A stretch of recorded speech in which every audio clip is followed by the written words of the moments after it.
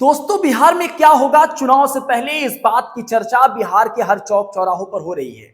पर असल सवाल है कि बिहार की राजनीति में अपना पैर जमाने की कोशिश में लगे प्रशांत किशोर और मोदी के हनुमान कहे जाने वाले चिराग पासवान क्या एक साथ आ सकते हैं? और अगर ऐसा होता है तो फिर बिहार में कितना बड़ा बदलाव होगा, ये एक बड़ा प्रश्न है। तो चलिए समझते हैं आज की चिराग पासवान और प्रशांत किशोर के साथ आने की संभावना में कितना दम है।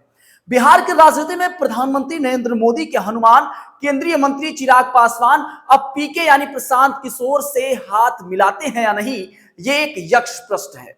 पर राजनीति में संभावनाओं का तासीर हमेशा गर्म होता है। कब क्या समीकरण बन जाए यह समय सापेक्ष पर निर्भर करता है। पर मन मिजाज पीके और चिराग पासवान का मिलता जरूर है। कई मुद्दों पर वो एक दूसरे के साथ खड़े होते भी दिखते हैं।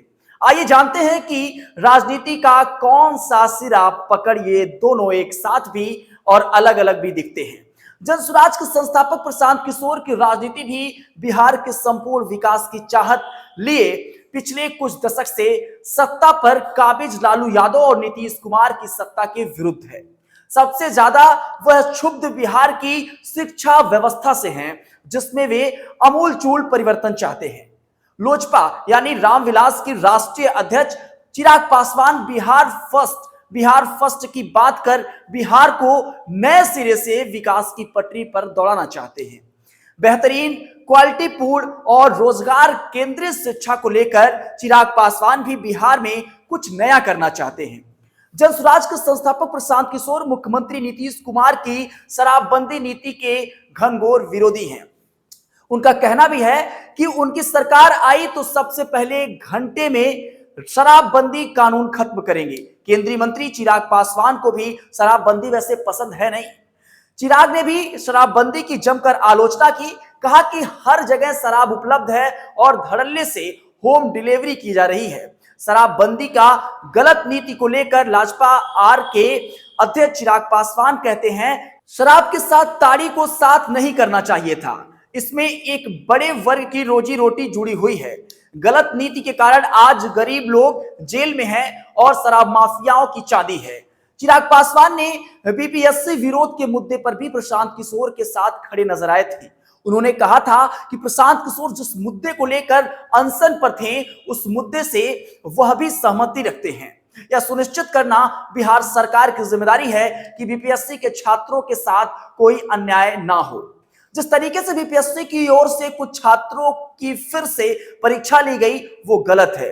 दो परीक्षा में किसी ना किसी को अन्यथा फायदा मिला है। ये गलत परंपरा की शुरुआत होगी। लोक जनशक्ति पार्टी रामविलास के अध्यक्ष और केंद्रीय मंत्री चिराग पासवान ने बिहार लोक सेवा आयोग की 70वीं संयुक्त प्रारंभिक परीक्षा में धांधली का आरोप लगाते हुए परीक्षार्थियों की दोबारा परीक्षा लेने की मांग की थी। बिहार प्रशांत किशोर के तरीके और बयान को छोड़ दें, प्रशांत किशोर की ओर से उठाए गए मुद्दों से उनकी सहमति है। जनसुराज पार्टी के नायक प्रशांत किशोर ने खुद स्वीकार किया है कि वे बिहार के मुख्यमंत्री नीतीश कुमार एवं नेता प्रतिपक्ष पर तल्ख हैं और केंद्रीय मंत्री चिराग पासवान के प्रति उनका व्यवहार सॉफ्ट है। लोक जनशक्ति पार्टी रामविलास यानी लोजपा आर के प्रमुख चिराग पासवान ने उनके साथ मित्रतापूर्ण संबंध भी रखे हैं। वैसे भी चिराग पासवान जाति की राजनीति नहीं करते। वो भले ही भाजपा के साथ हैं, लेकिन कह रहे हैं कि बिहार में तरक्की होना चाहिए। आज भी जो स्थिति है वो बदलनी चाहिए।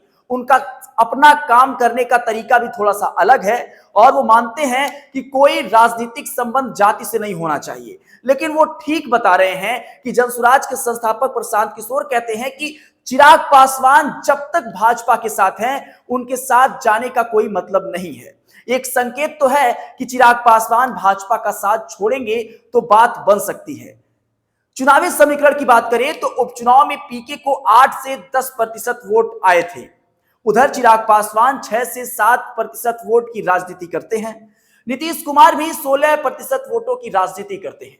ऐसे में यह सामाजिक समीकरण फिट बैठ सकता है। साथ में कुछ अन्य पार्टी मिल जाए तो बिहार विधानसभा चुनाव 2025 में एक तीसरा कोण बन सकता है। वैसे इस पूरे मामले पर आप क्या सोचते हैं? अपनी प्रतिक्रिया दीजिएगा। बने रहें बेधड़क खबर के साथ।